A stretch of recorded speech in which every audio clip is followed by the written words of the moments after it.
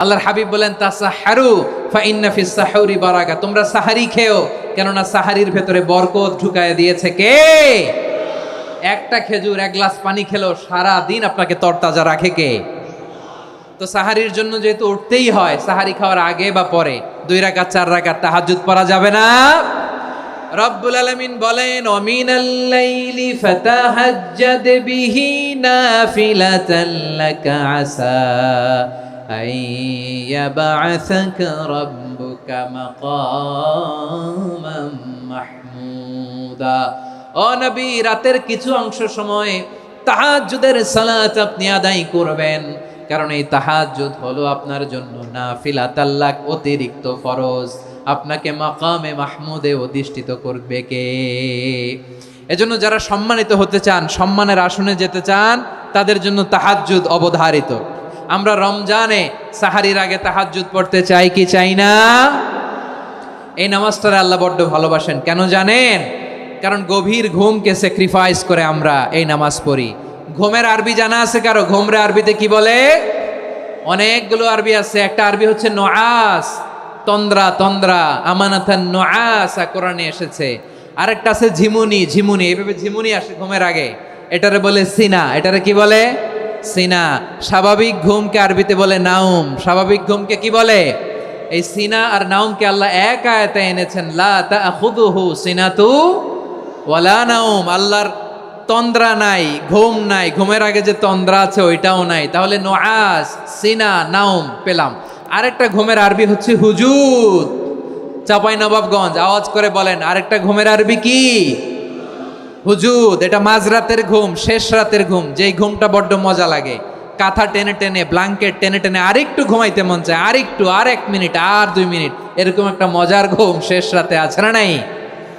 এই শেষ রাতের ঘুম, এই হুজুদের ঘুমকে স্যাক্রিফাইস করে যেই সালাত পড়া হয়, ওই সালাতের আরবি নাম হচ্ছে সলাতুল হুজুদ বা সলাতুত তাহাজ্জুদ। চিল্লায় বলেন আল্লাহু আকবার।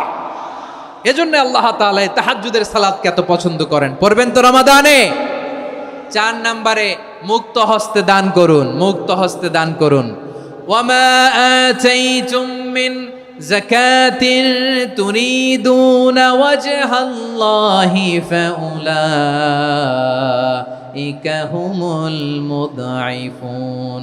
তোমরা মনে করো না যাকাত দিলে তোমাদের সম্পদ কমে যায়, এটা ভেবো না। বরং তোমরা আল্লাহর খুশির জন্য যে যাকাত দাও, তারপরে তোমার যে সম্পদ থাকে ওই সম্পদের মধ্যে প্রবৃদ্ধি দান করে কে? আপনি মনে করছেন দিলে কমে?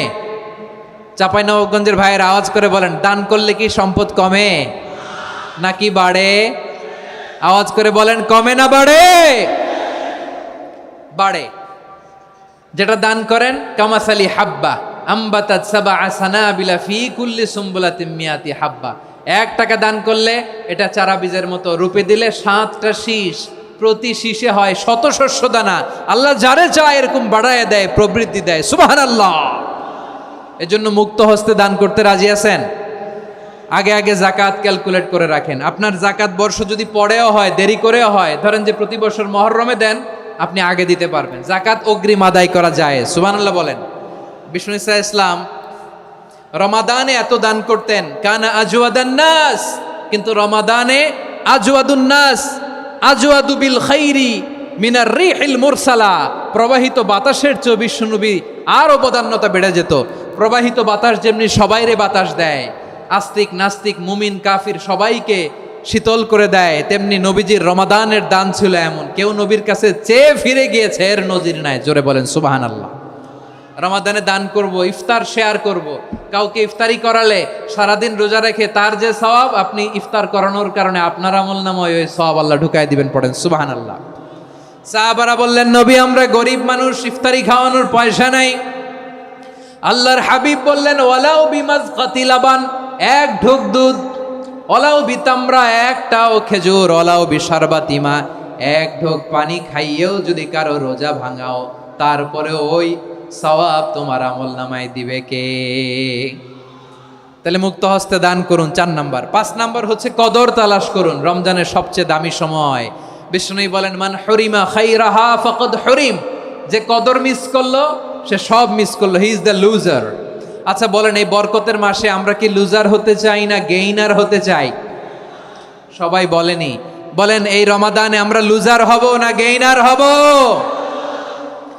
ইন্না আনজালনাহু ফি লাইলাতিল কদরি ওয়া মা আদরাকা মা লাইলাতুল কদর লাইলাতুল কদরি খায়রুম মিন আলফি শাহর। পড়েন আল্লাহু আকবার। লাইলাতুল কদরি খায়রুম মিন আলফি শাহর, হাজার মাসের চেয়েও সেরা। 1000 মাসে হয় 83 বছর 4 মাস। 83 বছর 4 মাস টানা ইবাদত করলে যেই সওয়াব, কদরের রাতে ইবাদত করলে অতটুকু সওয়াব আপনি পাবেন, আল্লাহ সেটা বলে নাই। আল্লাহ বলে তার চাইতো বেশি সওয়াব দিয়ে আপনার আমলনামা ভরে দিবে কে? কদর যেন মিস না হয়। 21, 23, 25, 27, 29 নাকি খালি 27? আপনারা কি খালি 27? হ্যাঁ না, ফালতামিসু ফিল আশরিল আওয়াখিরি ফিল মিনাল ভিতরি, রমজানের শেষ দশকের বেজর রাতগুলোকে কদর হিসেবে তালাশ করো। আল্লাহর হাবিব সাল্লাল্লাহু আলাইহি ওয়াসাল্লাম শেষ 10 দিন টানা ইবাদত করতেন, টানা ইবাদত। ইদা জাআল আশরু আহিয়াল লাইলা আইকাযা আহলা ওয়া জাদ্দা ওয়া শাদ্দাল মিজার, সারা রাত জেগে ইবাদতের নজির নবীজির নাই, শুধু রমজানের শেষ দশক ছাড়া। সুবহানাল্লাহ বলেন। নিজেও ঘুমাতেন না, ফাতেমা রাদিয়াল্লাহু তাআলা আনহু, আলী রাদিয়াল্লাহু তাআলা আনহু কাউকে ঘুমাতে দিতেন না, সবাইকে জাগিয়ে তুলতেন। আমরা সারা রাত জেগে ইবাদত করব, রাজি আছেন তো? কদর যেন আমাদের মিস না হয়। আজকে থেকেই ক্যালেন্ডারে মার্ক করে রাখেন, সব কাজ পেছনে ফেলে, সব ব্যস্ততাকে পেছনে ফেলে ইবাদতের জন্য আমরা প্রস্তুত থাকবো কদরের রাতে। কোনোভাবে কদর যেন আমাদের মিস না হয়, ইনশাআল্লাহ। বলেন তো সবাই। 6 নম্বরে পারলে ইতিকাফ করবেন।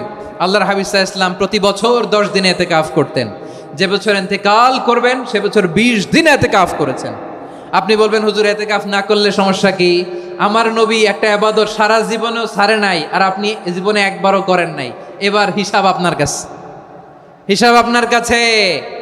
না পারলে অন্তত রাত্রিবেলাগুলো মসজিদে কাটাবেন, পারবেন তো ইনশাআল্লাহ?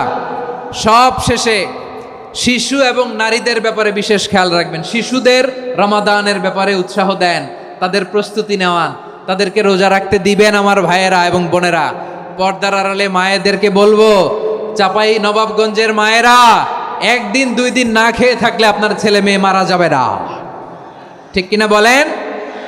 ওদেরকে উৎসাহিত করেন, ওদের ছোট্ট যারা রাখতে দেন, বলেন যে বাবা সকাল থেকে দুপুর পর্যন্ত না খেয়ে থাকলে তোমার অর্ধেক রোজা, এরকম 2 দিন অর্ধেক মিলে তোমার 1 রোজা। এরকম আমি কত রোজা রাখছি ছোটবেলায়, কোনো হিসাবই নাই। আমার দাদি বলতো সকাল থেকে না খেয়ে দুপুর 12টা পর্যন্ত রাখলে নাকি অর্ধেক হয়, এরপরের দিন অর্ধেক, 2 অর্ধেক মিলে 1 রোজা। এটা তো আসলে রোজা হয় না, কিন্তু তাকে উৎসাহ দেয়া। ইফতার প্রোগ্রামগুলোতে নিবেন আমাদের বাচ্চাদেরকে, দেখবেন যে ওর ক্ষুধা লাগতেছে, খায় না, কারণ কেউ খায় না। একজন আজান দিচ্ছে, সবাই খেজুর নিয়ে ইফতার করতেছে। এই দৃশ্য, এই ট্র্যাডিশন, এই ইবাদত, এই তারবিয়া ওর আগামীর জীবনটাকে সুন্দর করবে। চিল্লায়া বলেন ঠিক কি না? এভাবে আগামীর প্রজন্মকে আমাদের গড়তে হবে। শিশুদের রোজার ব্যাপারে প্রস্তুতি নিন, উৎসাহ দিন। আর নারীদেরকে কষ্ট দিবেন না। সারা দিন পেঁয়াজু, আলুর চপ, বেগুনি, পাকোড়া, ছোলা, মুড়ি, শরবত, রুয়াবজা আছে না নাই? বানাতে বানাতে আমাদের বোনেরা কাহিল হয়ে যায়, আর তারাবি পড়তে পারে না, ইবাদত করতে পারে না। আমরা যেন আমাদের বোনদের প্রতি ইহসান করি, পারবেন তো সবাই? এই 7টি করণীয়, 7টি বর্জনীয়। 1 নাম্বার, বিলম্বে ইফতার করবেন না কখনো। 1 নাম্বার, দেরি করে ইফতার করা নিষিদ্ধ। ইহুদিরা দেরি করে ইফতার করে। লা ইয়াজালুন নাসু আলা খাইরিন মা আজ্জালুল ফিতরা। বিশ্বনবী বলেছেন, এই উম্মত যতদিন আগে আগে ইফতার করবে, এই উম্মতের কপাল থেকে কল্যাণ কেউ ছিনিয়ে নিতে পারবে না। চিল্লায় বলেন ঠিক কি না? আজানের জন্য বসে থাকবেন না, সময় দেখবেন। স্থানীয় সময় যখন সূর্যাস্ত হওয়া মাত্রই বিসমিল্লাহ, খেজুর খেয়ে ফেলবো, পারবেন তো? নাকি দেরি করবেন? 2 নাম্বার, রমাদানের পবিত্রতা বজায় রাখবো। কোনো তর্ক বিতর্ক অশ্লীলতায় আমরা জড়াবো না, ঝগড়া করবো না, সরাসরিও না, ফেসবুকেও না।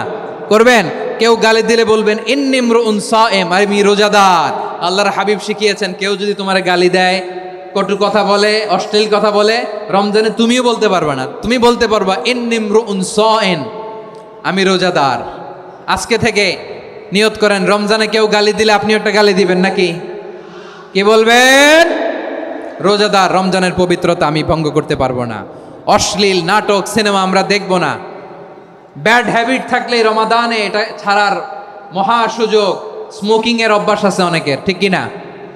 চাঁপাইনবাবগঞ্জে আপনারা স্মোকিং করেন? হ্যাঁ, না না আমরা করি না। বলেন করি না? করবেন না কেউ? যদি কারো থাকে, কে করে হাত তোলালাম না আমি। এই রমাদানে এই স্মোকিং হ্যাবিট থেকে আমরা বেরিয়ে আসবো, ঠিক কিনা বলেন? 3 নাম্বার, আমরা মিথ্যা বলবো না। বিশ্বনবী বলেন, মানলাম ইয়াদা কাওলা যুরি ওয়াল আমালা বিহি ফালাইসা লিল্লাহি হাজাতুন ফি আইয়াদা তাআমাহু ওয়া শারাবা। যে রমজানে মিথ্যা কথা, মিথ্যা কাজ, মিথ্যা সাক্ষী ছাড়তে পারে নাই, তার না খেয়ে থাকা, উপবাস থাকা দিয়ে আল্লাহর কিছু যায় আসে না। এজন্য মিথ্যার সাথে আমাদের কোনো সম্পর্ক আছে? মিথ্যা বলবো না। 4 নাম্বার, অপচয় করব না। ইন্নাল মুবাযযিরিনা কানু ইখওয়ানাশ শায়াতিন ওয়া কানা শাইতানু লিরাব্বিহি কাফুরা। অপচয়কারী শয়তানের ভাই। আচ্ছা, যে শয়তানের ভাই ও নিজেও আরেকটা কি? শয়তান। যে শয়তানের ভাই ও নিজেও আরেকটা কি?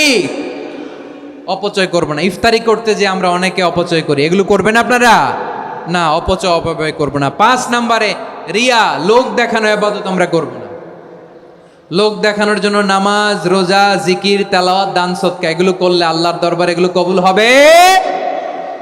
বিশ্বনবী বলেন, দাজ্জালের ফিতনার চেয়ে একটা বড় ফিতনার ভয় আমি করি। সেটা কি? আর রিয়া, শো অফ মেন্টালিটি, লোক দেখানো মানসিকতা। এটা থেকে আমরা বিরত থাকবো ইনশাআল্লাহ। 6 নাম্বার, অনেক গুরুত্বপূর্ণ। ব্যবসায়ী ভাইয়েরা, ব্যবসা করেন কারা কারা? হাত তুলে দেখেন তো আমারে। মাশাআল্লাহ, হাত নামান। ব্যবসায়ী ভাইয়েরা, অনেক অসাধু ব্যবসায়ী আছে, রমজান আসলে নিত্য প্রয়োজনীয় পণ্যের মূল্য বৃদ্ধি করে দেয়। এরকম আছে না নাই? এগুলো করবেন না। মজুদদারি করবেন না। পণ্যের কৃত্রিম সংকট বাজারে করবেন না। আপনি লাখ টাকা কামায়া ভাবছেন যে রোজাদারদের কষ্ট দিয়ে ধনী হবেন। এমন রোগ আল্লাহ আপনারে দিবে, কোটি টাকা দিয়েও আপনি হাসপাতালের বিল পরিশোধ করার ক্ষমতা আপনার হবে না। খবরদার। শেষ বয়সে দেখবেন কি কষ্ট আপনার হয়। আপনি রোজাদারদের কষ্ট দিয়েছেন, আল্লাহ আপনার সুখে রাখবে? আল্লাহর দোহাই লাগে, আমার ব্যবসায়ী ভাইয়েরা এটা করবেন না। আরব বিশ্বে আমরা দেখেছি, আরব বিশ্বের ব্যবসায়ীরা সারা বছরে ব্যবসা করে, রমজানে ভর্তুকি দেয়। আর আমার দেশের কিছু অসাধু ব্যবসায়ী রমজানে গলাকাটা ব্যবসা করে আর সারা বছর সইটার উপর দিয়ে চলে। চিল্লায় বলেন ঠিক কিনা? করবেন না, এটা করবেন না। নিত্য প্রয়োজনীয় পণ্যের মূল্য বৃদ্ধি করা হারাম। পণ্যের কৃত্রিম সংকট তৈরি করা হারাম। মজুদদারি করা হারাম। রোজাদারদেরকে কষ্ট দেয়া হারাম। এটা করবেন না। 7 নাম্বারে সর্বশেষ কথা, অধীনস্থ যারা আছে তাদের কাজের চাপ আপনারা কমিয়ে দিবেন। কাজের লোক, ফ্যাক্টরির ওয়ার্কার, স্টাফ, তাদের প্রতি যদি রহম করেন, আপনার উপর রহম করবে কে? এই পবিত্র রমাদানের 7টা করণীয়, 7টা বর্জনীয় মনে রাখা যাবে তো ইনশাআল্লাহ?